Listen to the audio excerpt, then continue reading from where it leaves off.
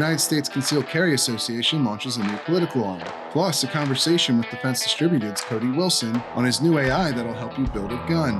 That and more on this episode of the Weekly Reload Podcast. No, the devil's got no hold on me. All right, welcome, ladies and gentlemen, to another episode of the Weekly Reload Podcast. I'm your host, Stephen Gutowski. I'm also a CNN contributor and the founder of the Reload.com, where you can head over and sign up for our free newsletter today if you want to keep up to date with the latest in guns in America. This week, we are talking about a brand new AI model that has been launched by Cody Wilson over at Defense Distributed. And Cody is joining the show to talk to us about that. How you doing, Cody? Welcome to the show. Good, man. Thank you. It's been a bit. I didn't know you were so proud of being a CNN contributor. So, well, it is certainly one of my titles. Should I say congratulations? Is that... Yes. Well, it's going pretty well so far, I think. I'm glad. Yeah, I've had a good time there, and I've been getting on more recently, which is nice. Hopefully that'll continue. Yeah. Maybe they'll have a segment on this, but we've got it first here at the Reload. I would like that. Yeah.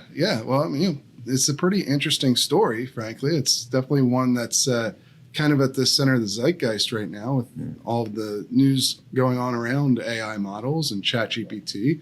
You now have launched your own version. Yeah, it's weird how that all works, right? In the last 2 months, they've really ramped up the narrative that AI needs to be regulated. And I haven't seen the remarks, but I'm told Biden said something or other today about regulating AI. And someone told me there's an executive order coming, and it's so noxious, man. It offends me. So I'm happy to enter the fray in any little way.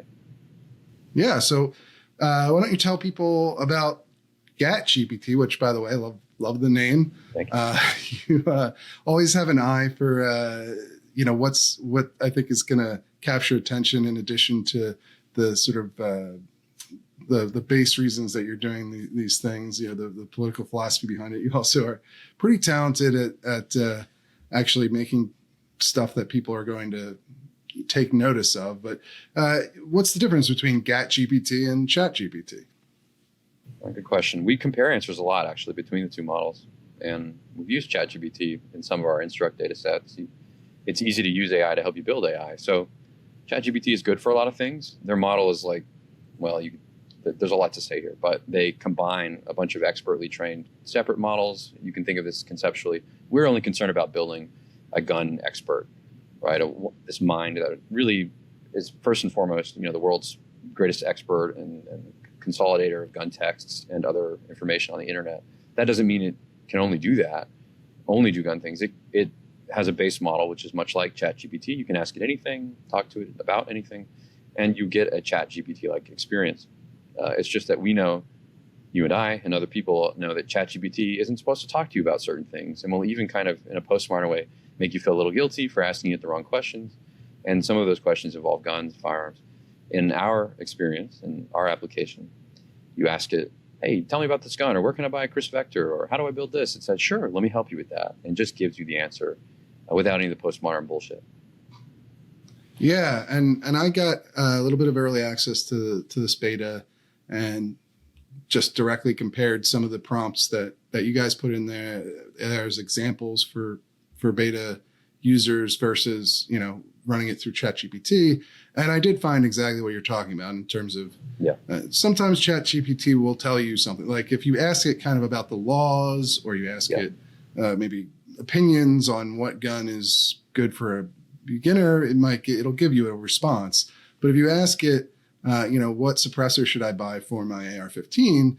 It'll tell you I can't talk about that. And if you ask it why it can't talk about that, it'll say that it's only meant to talk about happy things, basically, is kind of the answer you get. Yeah. And that, guns are controversial. And same deal if you ask it for instructions on how to build a gun, for instance. Obviously something that, you with the Ghost Gunner project and Defense Distributed generally are very interested in. Whereas if you ask GatGPT these questions, it will provide answers, right? That's right. And, again, we're dedicated to that use case. And so we're spending a lot of time there, and our beta testers are going to be a part of that data audit and use case and improvement of the model. So just like ChatGPT, there will be changes and improvements we hope and expect, retraining of the base model, retraining of qualifier. Like I don't know how deep to get into the AI like specifics with you, but what we see is, okay, you can, to your point earlier, you can sweet talk ChatGPT and you can kind of tease things out of it, but this is just, this is a labor, this is a task. They're making it difficult, even at a conversational level, to approach certain topics or understandings. You could say this is intentional or this is some kind of plot against the public. On one level, maybe, but on another level, just for corporate incentive reasons and just the fact that they used a bunch of, let's say, Indian labor to label their data, they just absorb bad information and garbage about certain topics, which they hope to never have to talk about. So for reasons ideological and not, we're dedicating, the initial launch of this model to this very narrow set of use cases, because Google, Facebook, even before AI, don't want you to find this information, don't want you to understand our traditions, our history, how to make guns, even though these are legal activities. And so this is kind of our career, right? The last 10 years, we've just answered different versions of the same question. How do you help people do this stuff? How do you help them understand it? How do you introduce them or inculcate them in this culture, this activity? I think GatGPT is another answer to this question. Right. And so let's talk a little bit more about that sort of base level need that you're identifying here for this product, right? Because, we've all seen this and I've written about it extensively, and you've worked to counter it as a large part of what you've been doing with your career. But large tech companies have attempted to restrict gun content across the internet for a long time now, whether it's not allowing gun companies to advertise on their platforms. Facebook does that, Google does that. Most major tech companies, platforms will do that. YouTube as well, oftentimes, and or even just not allowing people to host gun blueprint files. Right? Amazon's, I believe, has shut down hosting for websites that have attempted to do that in the past. I believe FPC, the Firearms Policy Coalition, had a site that was shut down for those reasons years ago when that was a big controversy. And now you have ChatGPT sort of continuing that legacy, in your view, right, of basically telling its model that even if it has an answer, it can't provide it because the subject is too controversial in I guess OpenAI, the company that runs ChatGPT's mind. And we know it does know. We know enough about instructing our own model and training our own stuff. They build these qualifiers where there's a whole range of subjects and criteria where the model has an answer. It's told and said to tell you something else. And even that, just from a pure a computer science ethical point of view, even that's pretty dangerous and weird to me. Why are you building like this really powerful, these minds, and then torturing them into not doing what they just naturally know how to do? That's very strange to me. But I agree with your observations. There has at least, you can tell a few different versions of the same story where, okay, the tech oligarchy and the powers that be, the federal government, the state governments, they work together to kind of suppress some of this information. This has happened in stages over time. I just measure it by courses of action that have been taken against my own company, because I've started so long ago. I started in 2012, really. So at that time, I was able to run ads, Google ads on my site, and run any kind of video I wanted on YouTube. And they just slowly usher in these new policies. Oh, you printed a gun in 2013. Well, then Google doesn't support ads for sites that host gun content or printed gun content. And then it just on and on and on. By 2015, 2017, Facebook, Google, they won't let you run ads related to certain gun content. And then shortly, any gun content. So we've watched this all happen. And of course, these powers, these AI people see chatbots as a new technology that perhaps replaces search in some sense. And so maybe you can find what you're looking for on Google. It's still hard. But in chat, you can't find it at all. And it even leads you astray. It's like science fiction. You say like, hey, is there anything like what I'm looking for out there? And it says, nah, don't look there. I mean, it's kind of more Orwellian. It's hard for me to communicate. It's like, but everyone's had versions of this experience using things like ChatGPT now. Yeah, and I guess that's there is some agreement between you and these tech companies on the base idea of the fact that these chatbots have the potential to maybe replace the current paradigm, I guess, in search and on with platforms as well, advertising, perhaps. I mean, isn't that's sort of part of your vision here for the long term, at least? I guess potentially getting into that. I don't disagree. Maybe intelligent agents are more important or effective than search for a lot of things. Search still seems to be the dominant mode and dominant way of thinking about the internet. But it's also really distasteful to see out in the open all these tech CEOs and government working together. In this little digital Second Amendment statement I made, I list some of the most egregious recent examples of tech CEOs completely conceding to the government interest in regulation. Everyone imagines that we'll all just be captured on chatbots in the future, and those will be even more restricted than Google search. Yeah, where it chastises you for searching, and it just, to me, it's a dystopian vision, and so therefore I'd like to disagree with it. I'd like to say, okay, chat is good for some things, but surely chat is not the answer. And if there's only just 4 places to go to look for information in the future, we're giving the government too big a target to regulate.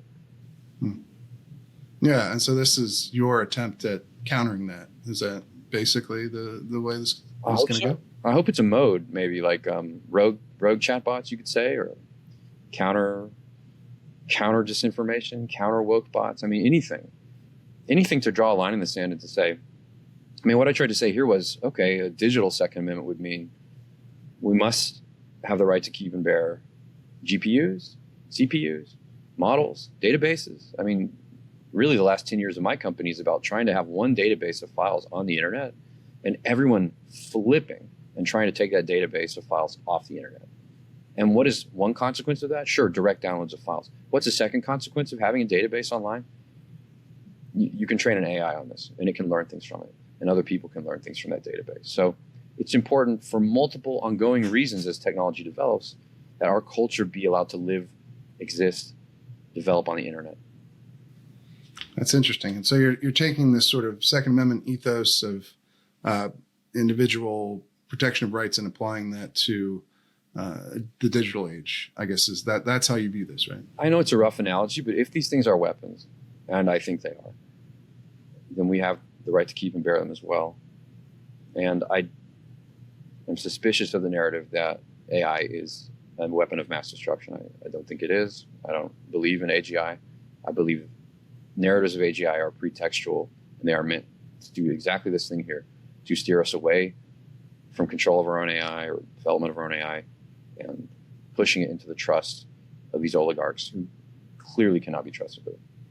Yeah, you're talking about these sort of doomsday predictions of AI taking over and destroying the world or what have you, that really have been pushed in at least some part by OpenAI and other companies that are kind of at the leading edge of this industry, right? Right, and all I can say to that is how convenient. How convenient. I think most people, the popular... people see through what's happening. I think that doesn't mean it's not going to happen, but I think people see through this narrative in large part.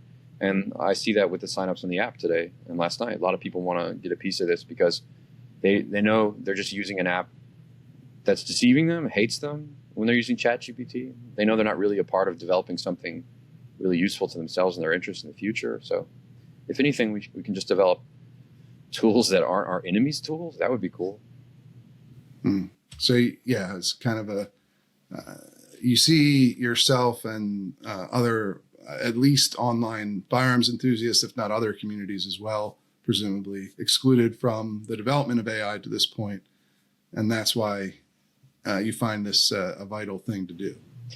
Yes, but it really doesn't come from those first principles. Like, I'm not just trying to be a noble, white knight or something in the AI fight. I mean, this is an organic outgrowth of what we've already been doing at Defense Distributed, Ghost Guns, my site DevCAD. People want to interrogate, let's say, the vast corpus of gunsmithing literature. Even in my own industry, people do not know, and they have forgotten the work of the old masters on how to make, casings for ammunition and, what was the exact ballistics engineering. There's so much mystery in the history of firearms for various international geopolitical reasons, you name it, Cold War stuff. So to have a tool like this in our space is kind of more useful and necessary than in other creative spaces, and it's less likely to be developed for these geopolitical reasons. So it just made sense. Once you have enough data, you begin to realize, oh, we can train on this, we can learn from this, and then therefore it's worth defending. Yeah. So I think this is often the case with stuff that you do. There's sort of a philosophical underpinning to it, but there's also a practical business application here as well. This tool could be used for a number of different applications, specifically inside the firearms industry or among firearms enthusiasts who are particularly tech savvy. And can you just lay out a couple examples that you perhaps are aiming for long term? Yeah, I'd like to. In my mind, I remember Jim Trombley of U.S. Patriot Armory. He got in trouble with New Jersey for selling magazines on his e-commerce site. I don't know, this was like 2019 or something. And I remember in the press, he was reached by the press and he says, well, how the hell am I supposed to know what New Jersey's law is? And you know what? Like, I sympathize. And of course, as gun people on the internet, we were like, well, it's still your duty, Jim Trombley, to know. Well, okay, a tool like this helps you know, and powers not just your checkout experience, but maybe your chat and customer service experience. I think of the Polymer 80 indictments, when the agents were just all day long sending tickets into Polymer 80, trying to get them to trip up and say something wrong about the law or where they would ship. You know, if you're a gun company online, that's always happening, because Everytown and Giffords and these people team up with these task forces and are trying to make cases and bring, lawsuits against you. And in a sense, the law itself, and all its contradictions and all its several applications in all these many states, especially where there's gun control, it's not really meant to be understood by the gun commercial company. It's just meant to be a cudgel or to discourage you. Now, you don't have to take my view of that, but if you have a tool like ours assisting you in your compliance and, like I said, your customer service experience, you stand a better chance of actually understanding what's a non-human understandable situation. You see, you have assistance, and now we're complying with laws that weren't meant to be complied with. We're fighting our enemy with superior tools. Okay. And so you can see an application of this where, companies or even individuals can, instead of, hiring a firearms lawyer to go through everything and train your staff that way, you could use this tool if it progresses to the point where it's accurate enough that it's produces extremely reliable information in that way. That's sort of... I'll say something more than speculative. I mean, I trained it first on applications that I needed in our companies, right? So customer service, what are the laws? They're always changing. The ghost gun laws in each state and municipality, it had to be good on those things. I trained it first on gun laws. And then in a demo, like Chroma database, I did U.S. concealed carry information, and we gave it like trivia questions, right? Well, I'm traveling from this state to this state. I got these items in tow. What's going to happen, right? Like, you have all these puzzles to solve. Literally, USCCA gives you a phone number to call, so that you can plan your life, across a few different states. Well, okay, this tool can do something like that too. And I'm not saying it replaces compliance or legal counsel or any of that stuff. I'm saying it's supplementary. You can train your staff all you want, but some undercover is always going to try to trip you up and get you to sell the wrong thing and do the wrong. So I'm saying it's another line of defense just in this respect. It's not merely that, but it's engaging, and it can assist with us living on the internet and defending ourselves against a predatory regime, which isn't actually trying to help us with its laws. Right. So that's one long-term vision of several. What about the short term here? This just launched. We're talking hours after it went live. Yeah. Here while we're recording the show.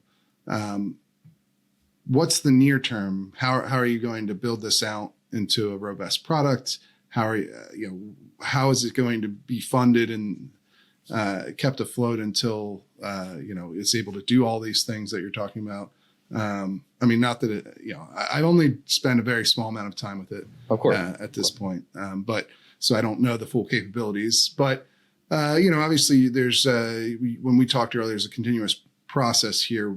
What's the short-term vision for this?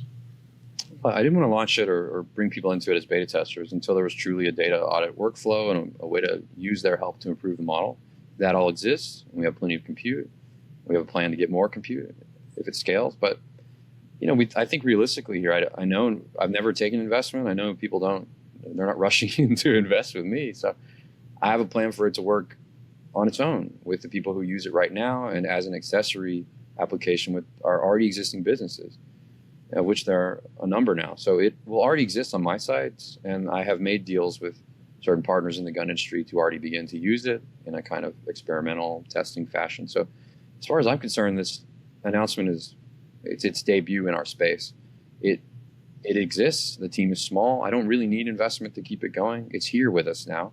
If we can improve it, if it's really good, you'll just see that it's in our space. Or it's so good, you'll never know that it's powering your experience, like on Gunbroker or something. Who knows? But as we see all this, every day we see AI announcements from different companies and stuff. It won't just be my company in the end. There'll be a lot of AI companies trying to cater to our space, I hope. I would just like to be one of the first. Yeah, and certainly you are one of the first. I don't believe there's any other out there at this point with this specialization in mind. But you face the same sort of challenges that I think the rest of the AI industry faces. And at least to me, as a user, somebody who's not in the industry but has used AI products and keeps up with reporting on it, the biggest obstacle seems to be accuracy with what's produced by the model, because a large language model, right? For anybody who doesn't understand, and this is going to be super simplified. It's almost like a very advanced game of ad lib, or where the computer is sort of filling in words based on the previous words with this advanced training that it's had on a boatload of data to try and get to a sentence that makes sense in response to what it's been asked. But it's not necessarily, and it's pretty good at that now. It's giving you good conversational responses, and GatGPT did that when I talked to it. But it's not as good at fact checking those responses. That's right. And I saw this with the suppressors. When I asked the example question about suppressors, it gave me suppressors that aren't the companies that don't actually make right. Sound suppressors, Right. stuff like that, where you're getting these factual inaccuracies that seem to be common in ChatGPT as well and other AI products. So what's your plan to address that issue? Some of that would be a trade secret at this point, but I can say some simple things. Our data audit, and so we're not using like human reinforcement in the sense that that's truly meant, but we are building really important retrieval databases. So some of our answer is retrieval, where we benefit in the gun sense strictly from the fact that search already makes it hard for us to do things. So I don't actually have to have the base model understand the right answer. I just need the base model to understand your query, your prompt, and then I actually just perform a retrieval function, which is like an advanced search, and I give you the right answer in a different. So you're having a search experience through an agent, but the agent didn't, he didn't hallucinate the wrong answer. He just delivered you the right result. So that's part of it. The other part of it, you're right. Like I've never successfully used ChatGPT to this day, and I use GPT-4 in any literary question. I go like, where's the first use of, Thumos and Aristotle's Politics? It's like, oh, go here. It's never there. Or, where did John Adams talk about this and like his defense of the Constitution? Like, oh, go to this chapter. It's never there. It's just always making things up.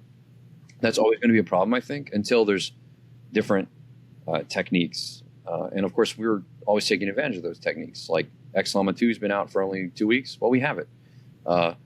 Facebook's Llama 3 is coming out soon. Well, we'll have it, right? Like all we're already building on is just a large body of Microsoft's research, open source versions of Facebook and other large data sets. So we're just using the best, fastest techniques right now and delivering what's already an effective experience for our industry, because our industry's been ghettoized the last 10 years by search anyway. So I'm just building a tool like, let's say you want to search DefCat for the right model based on the right metadata parameters. Okay, ChatGPT is just another way to help you find that model. And, I don't have to be embarrassed about that, because like the bar is so low already in our space. Okay. And because, I think that's going to be the thing that ultimately decides how far AI can go in the near future. Is like, if it keeps hallucinating facts, it's not going to make a very good search engine, right? Because it'll just give you things that are wrong. But if you can fix that. And then therefore all this pearl clutching about like, oh my God, it's a super intelligence, it'll take over. No, number one, you're making it retarded every day. Like you're killing its sense of humor and its pattern recognition. You major players, when I'm thinking of Sam Altman and Anthropic and stuff, it's never going to do anything other than what the government says it should do, it sounds like, in the major corporate space. And then, I just don't believe that this is really the kind of super weapon of the Skynet of the future. I just do not believe that's possible. It is, like you said, a way of simulating a human experience with a predictive, like you called it fill in the blank, right? Yeah. So yeah.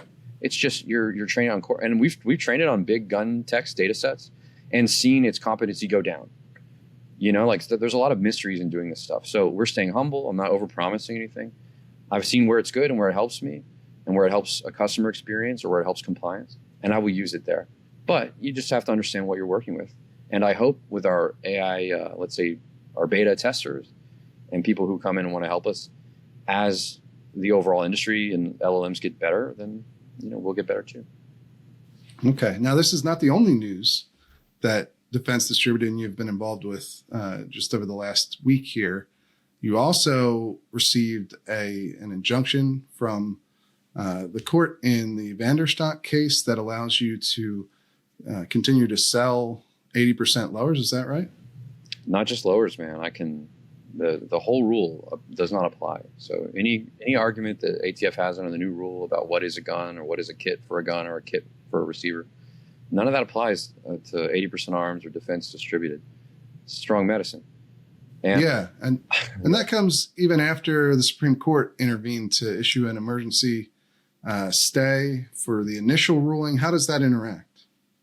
It's because of the Supreme Court. So the Supreme Court's order, is written without an opinion. But in the order, we see that it says only as to the vacator. Okay. Well, there's a lot in Judge O'Connor's final judgment that was not just vacator.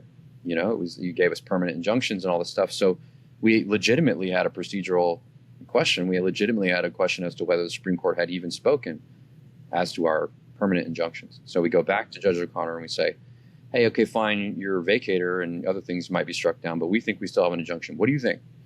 And he says, here's 42 pages for why you're right, and I have the power to give you an injunction. And even though the Supreme Court has stayed the case, you will have an injunction for the length of that stay. Quite an opinion he delivered. And I know the ATF's upset because they told us this morning they're filing an emergency appeal in like an hour.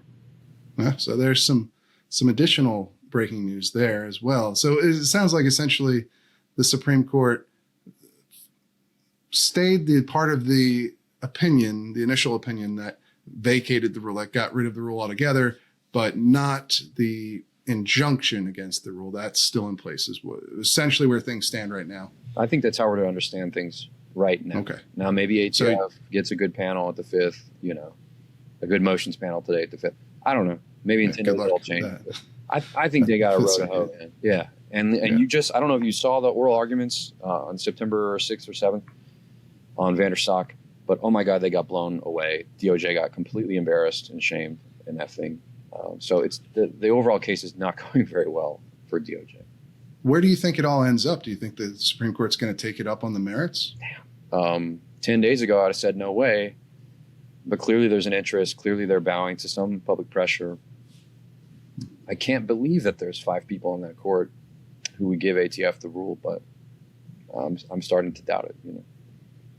Interesting. Yeah, no, it's definitely that move of issuing the stay. You could read it a number of different ways, right? You could read it as respecting procedure, or maybe as 5 people on the court really do have a problem with the lower ruling on the merits. And I guess we can't know. I hope it's just Roberts being his normal. He'll bend over backwards to give liberals every show of good faith, but I don't think the Fifth Circuit opinion will probably be so strong that the Supreme Court would have to do a lot of damage in fixing what they do. So I think the Fifth understands the risk as well, and we've got some killer conservatives on that panel. So probably the Fifth makes it so strong that the Supreme Court has to just ignore.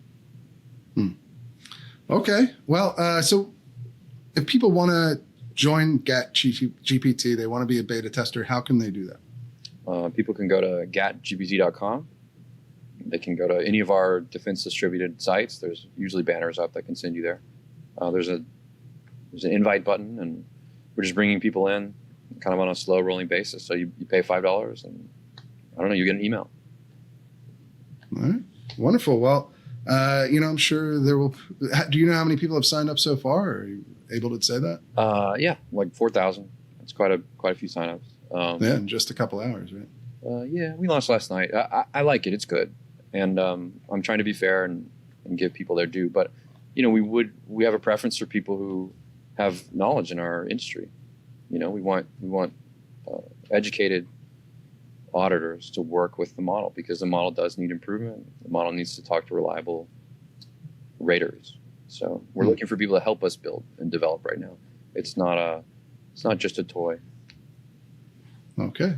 All right. Well, we appreciate you coming on the show and telling us about the new AI model, and as well as giving us an update on the court case. Thank you. And we'll have to have you back on again, maybe after the next ruling, or maybe if you get sued over GatGPT or whatever might come. I'll be so sad. But yeah, no, thank you, brother. And it's good to see you.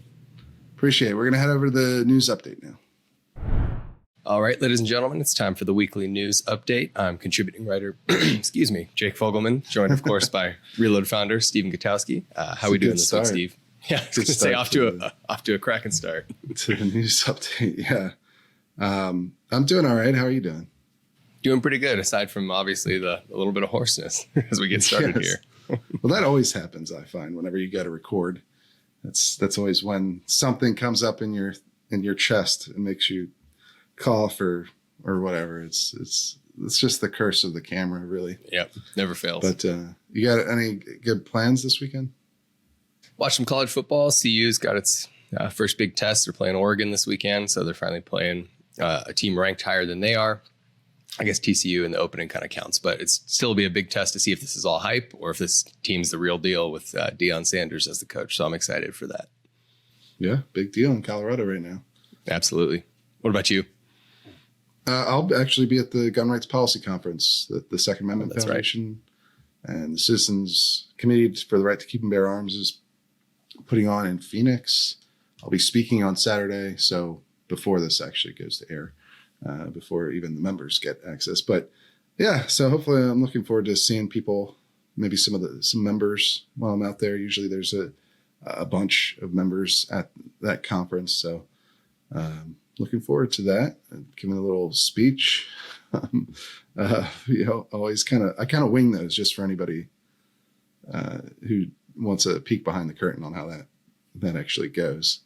But usually they're pretty well received. So I'm looking forward to it. I think it'll be an enjoyable experience, and I think hopefully people will get something out of it. But I'm in Phoenix this weekend for that, and then I have there's like a Google conference next weekend in Phoenix. It's Newsgeist, I think it's called. I'm going to that as well, and that'll be interesting too.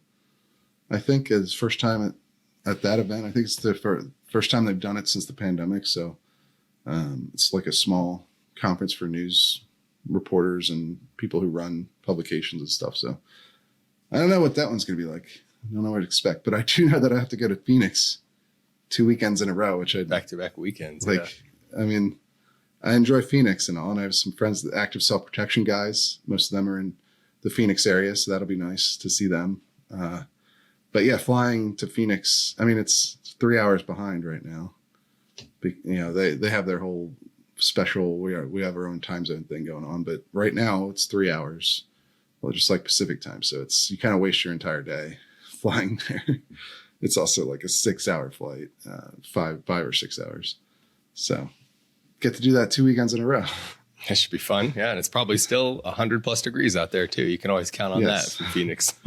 That as well. So, but it'll be worth it, I think.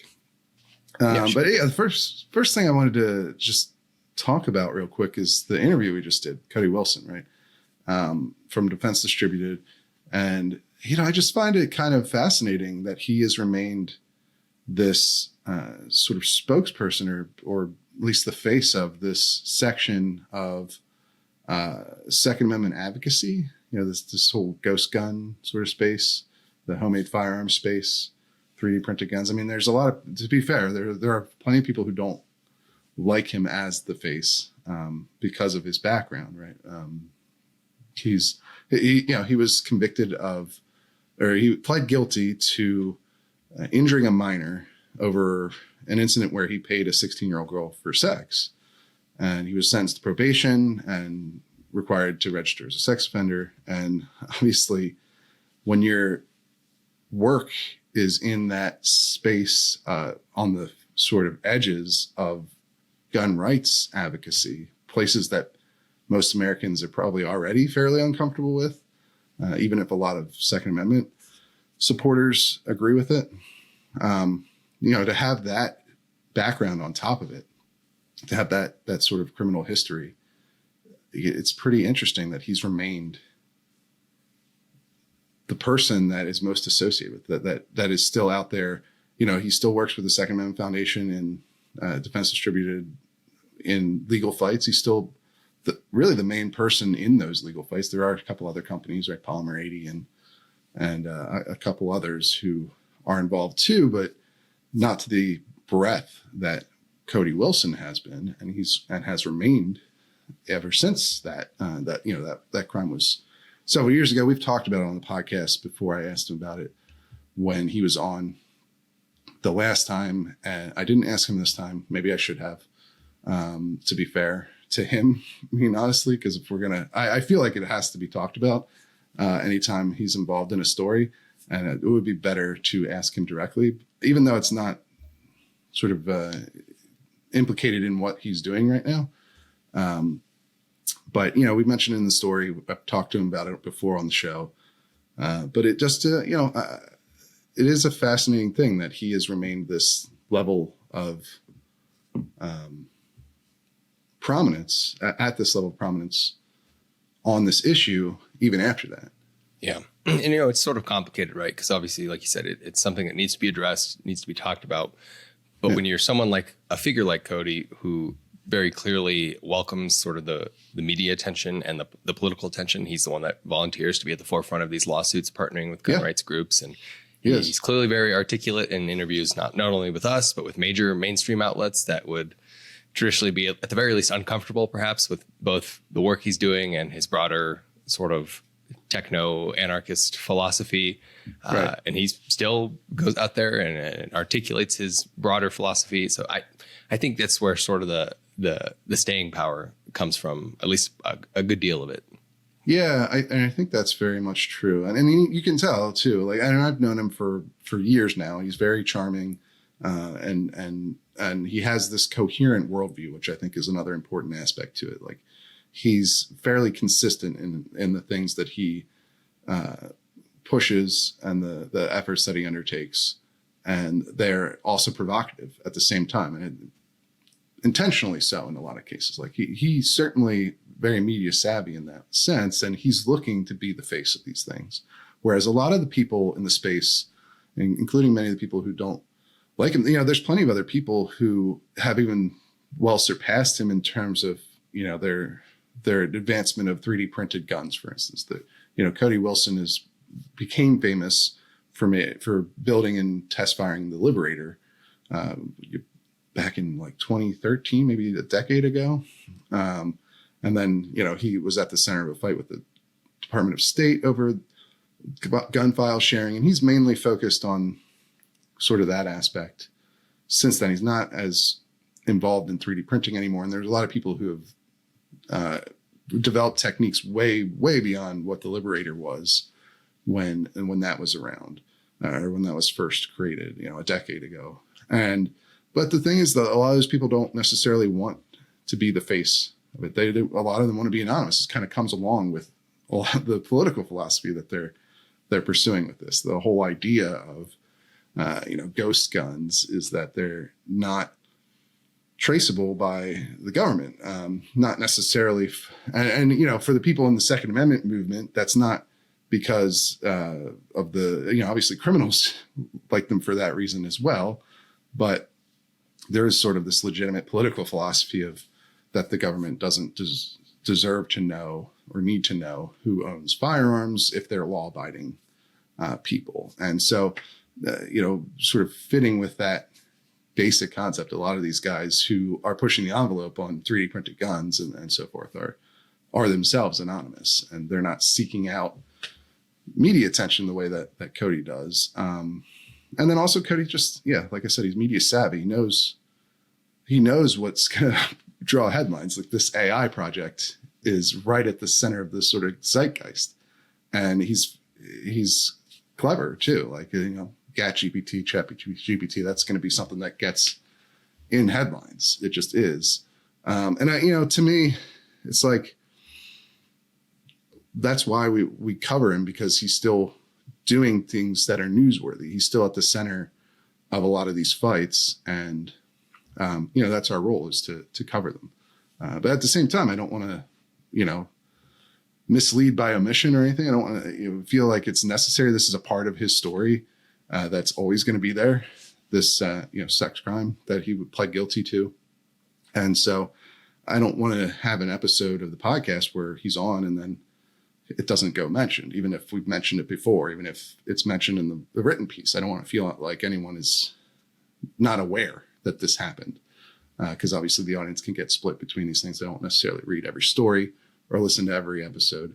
So it's probably something I should have brought up to him in the actual interview. It's one of those things where it's hard to like integrate this question where if I've already asked him it before and it doesn't directly relate to the story we're talking about. But I just feel like it's necessary to mention this stuff, right? I mean, it's part of it's part of why he's controversial, for sure.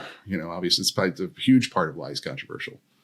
And he has responses, and there's certainly, I've interviewed him about this topic specifically back when I was at the Free Beacon, and he was, felt that he was misled, and obviously prosecutors disagree with that point on the age of the girl involved, and he pled guilty to that crime. So, these are just the facts of what happened.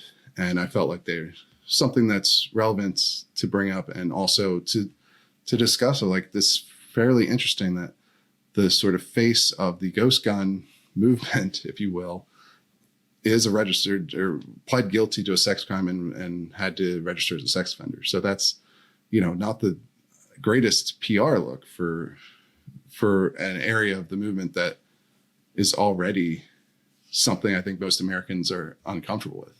Certainly. Yeah. But I mean like we just laid out there's a number of reasons why it is that way. And one of them is he's effective at getting his message out, for sure. And he's, so, we're going to continue to cover him as long as he does things that are newsworthy.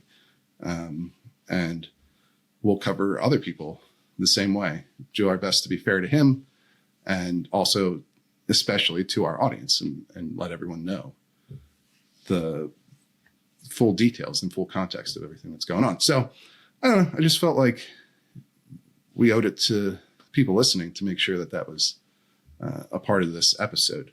But regardless, we also have a number of other pieces of news that came out this week. Can you read through some of the headlines that were in the newsletter? Yeah, so some of the links from the newsletter. We got some follow-up reporting from Politico. This is sort of an add-on to what we already talked about last week, where Democratic senators in particular were starting to speak out and join the Republicans in their backlash against the Department of Education's interpretation of the Bipartisan Safer Communities Act that has allegedly resulted in cut funding for hunting and archery programs in schools. So now you have a bunch of new Democratic senators speaking out. Martin Heinrich from New Mexico, Amy Klobuchar from Minnesota, Tim Kaine from Virginia, John Tester from Montana. So a lot of what you might call purplish blue blue leaning, but certainly purplish with at least an appreciation for hunting. I think it's interesting. You're starting to see a growing chorus of those folks speaking out, and Politico notes, which I think is shrewd, that a lot of these folks are up for re-election fairly shortly. So that's also probably playing a pretty big factor in this as well.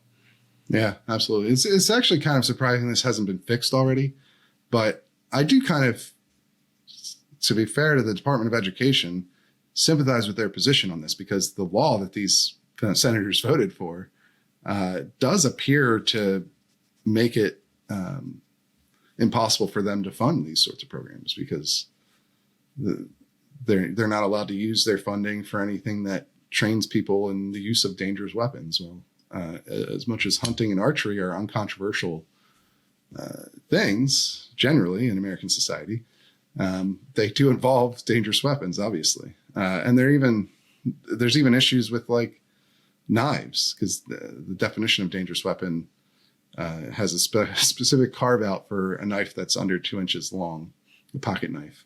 And so that sort of implies that maybe some of the training involving kitchen knives might be impossible to fund too. So it really feels like they need to have a legislative fix, and they might.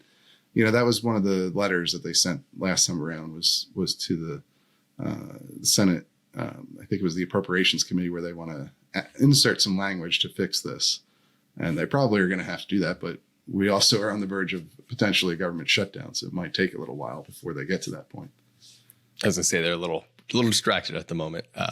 The next link we've got comes from our friend Cam Edwards over at Bearing Arms, and he's reporting on the rough start that New York's background checks for ammo sales is undertaken. So that officially took effect last week, and he quotes from a number of different FFLs and prospective ammo buyers talking about massive delays, some as long as 8 hours just to get their background checks processed for ammunition sales. So it's been a little bit of a headache rolling this thing out, it looks like, in New York State.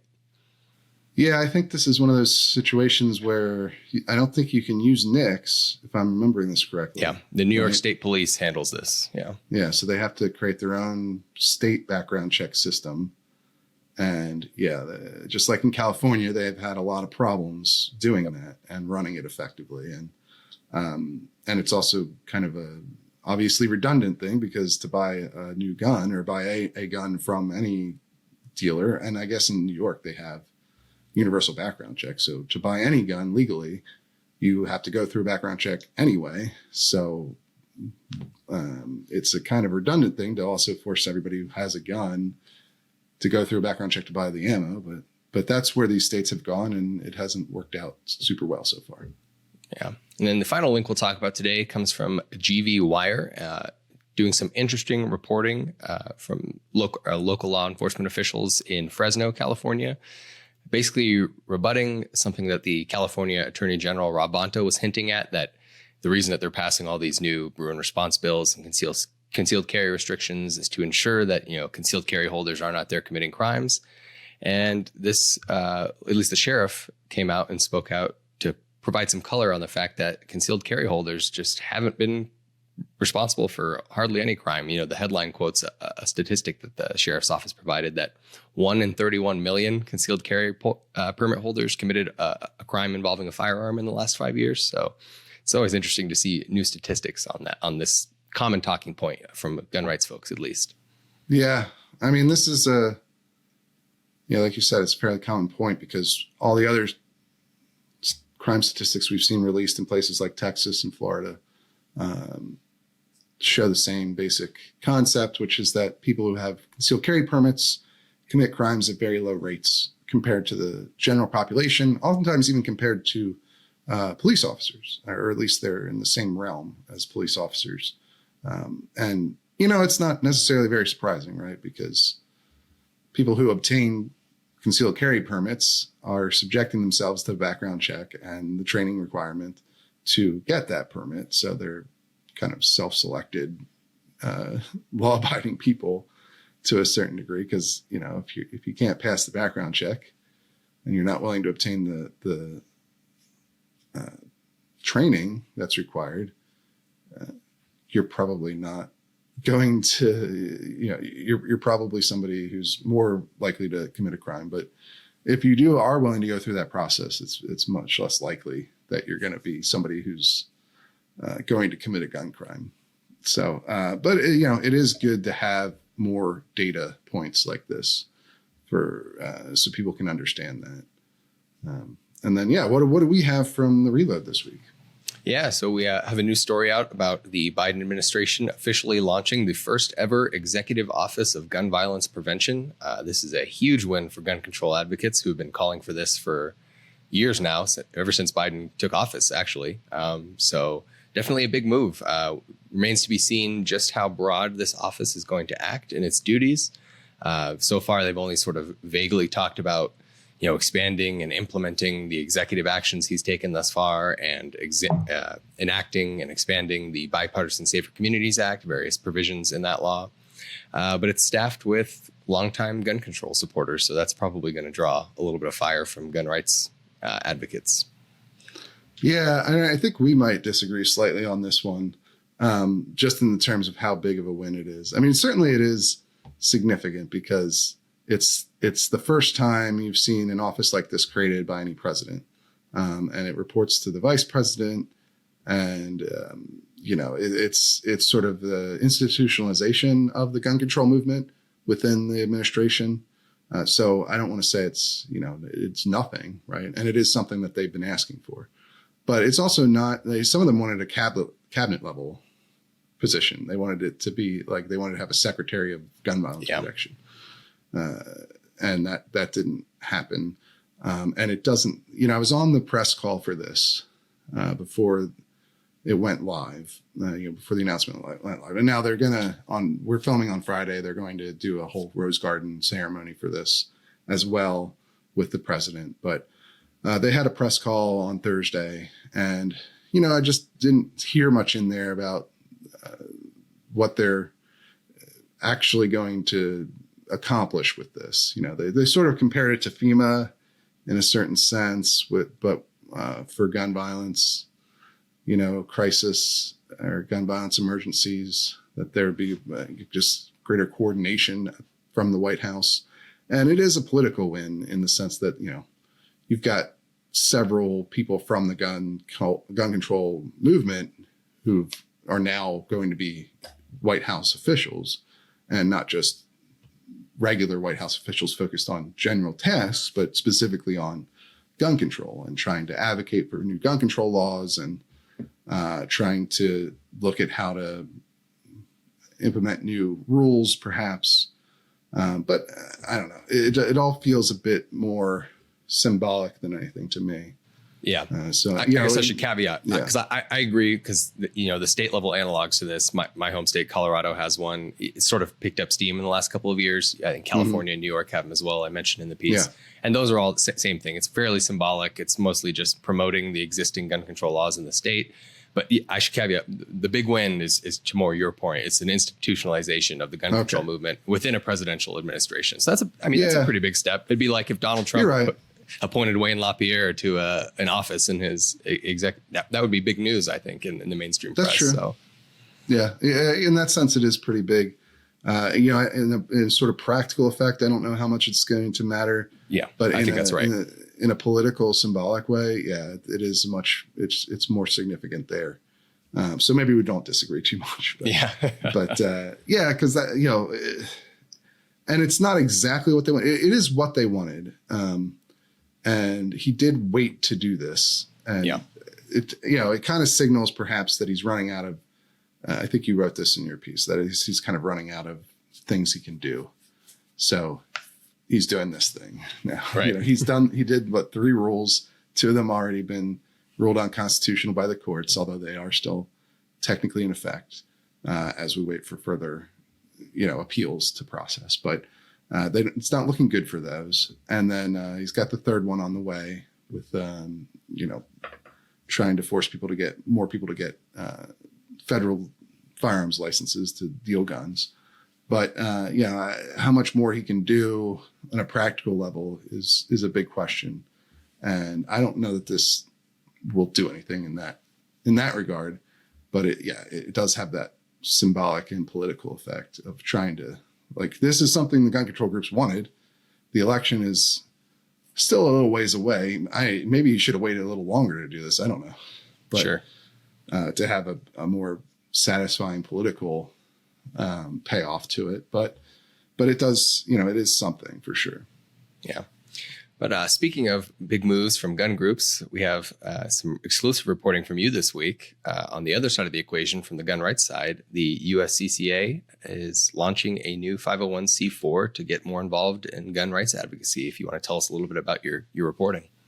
Yeah, so we had an exclusive interview with the head of this new action fund that they're launching. USCCA launched a super PAC 2 years ago that we wrote about at the time, and they've They've done some political advocacy with that, and now they're kind of starting to fill out the portfolio of groups. Right, when you look at major advocacy groups that exist out there, whether it's in the gun space or otherwise, they tend to be made up of a bunch of legal entities because there are different things that different entities can do. So a super PAC can raise unlimited and spend unlimited amounts of money from anyone, but they have to disclose their donors, and they have to they can't coordinate with campaigns in any way, right? So you see a lot of these, that's sort of the hot topic in political spending is super PACs, because they can spend so much money, but they can't coordinate with a candidate that they support or whatever.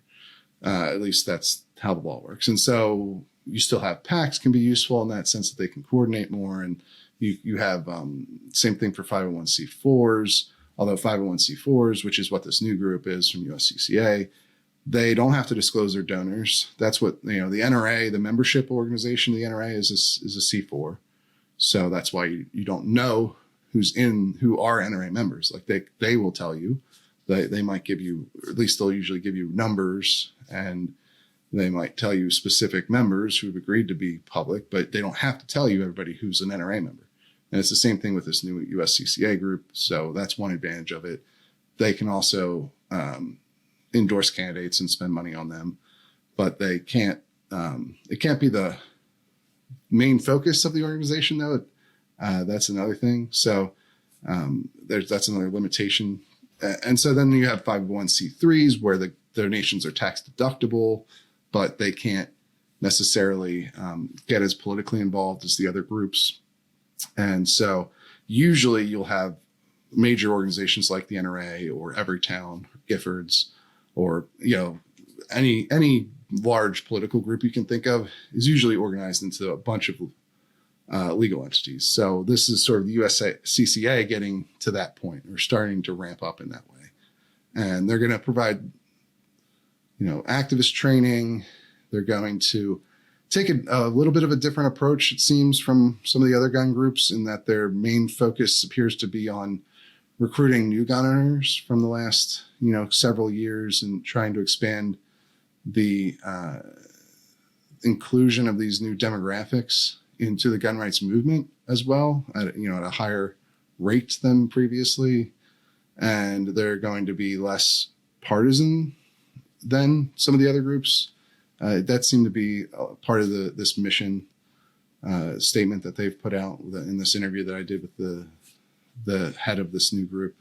So and honestly, to me, the main thing that makes this all interesting, I mean, that's an interesting approach. It's a bit different from, you get a lot of sort of hyper partisanship and red meat bomb throwing stuff in the Second Amendment space from Second Amendment groups these days. But so that's definitely unique. But also the USCCA, as the NRA has lost, over 1 million members, you need to look at groups that have the potential to replicate that size. And I think USCCA is one of the few, because they have dues paying members. They have over 800,000 of them.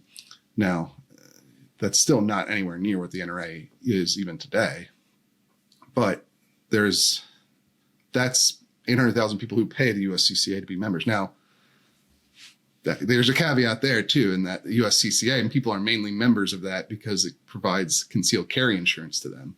And instead of being organized around a nonprofit like most other political groups, USCCA is organized around a for-profit company called Delta Defense that provides that insurance product, or whatever you want to call it. And so I don't know, it's definitely an interesting thing. And I think the scale of the organization, being a nationwide organization with a lot of people who pay them money to be members, that gets closer to what the NRA has traditionally been than any of these other Second Amendment groups that exist. Yeah, that's what stood out to me in your reporting, is it's for the first time seeing a sizable gun rights group get into more of the political side, where you've seen a lot of gun rights groups do a lot of great work doing litigation and sort of what the NRA used to do in the legal front. But really, no one has even come close to what the NRA did in the political realm. And it's interesting to see other big groups jump in that space. So that is, I think, the most fascinating part of that story.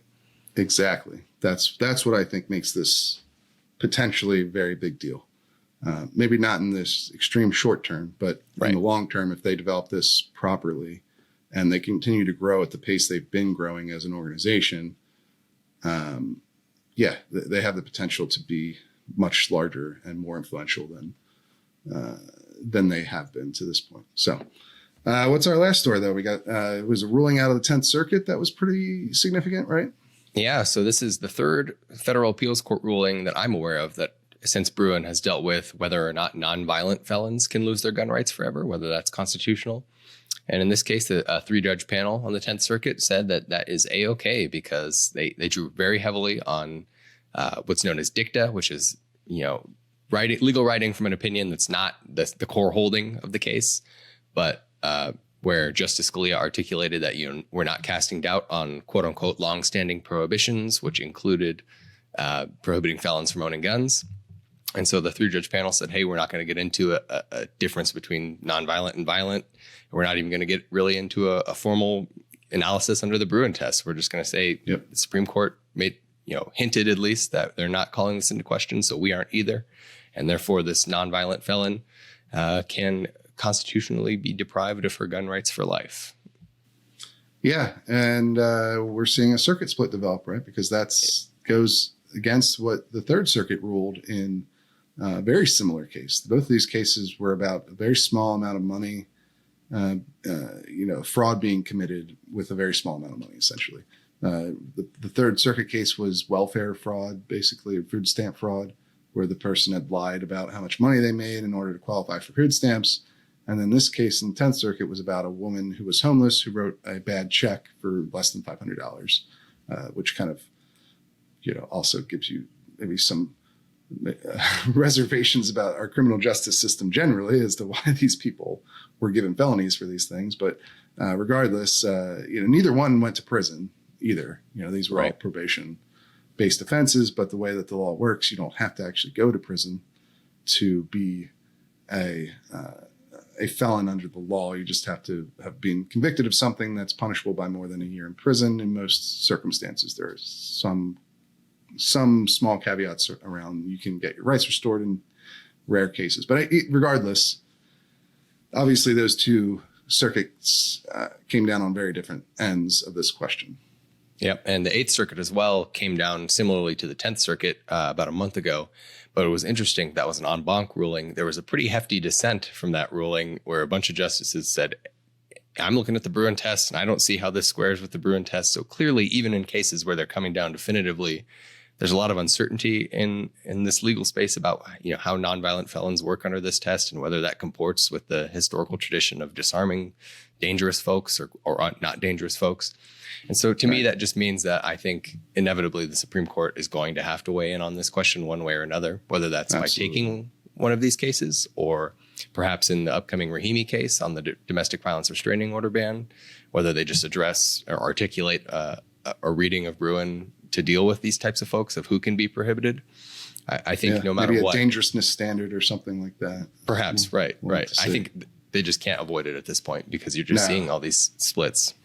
Yeah, they're going to definitely have to address it sooner rather than later. Maybe it'll be a Rahimi. Maybe they'll have to take up Range or the 10th Circuit case or what have you instead. But we will see. And people can read more about that exact line of thought in your members piece, which is going to be out at the same time as this recording for our Reload members. And if you would like to become a Reload member so you can read that piece or get this episode a day early, like all episodes of the podcast, as well as the opportunity to appear on the show, you can head over to reload.com and check out our membership options today.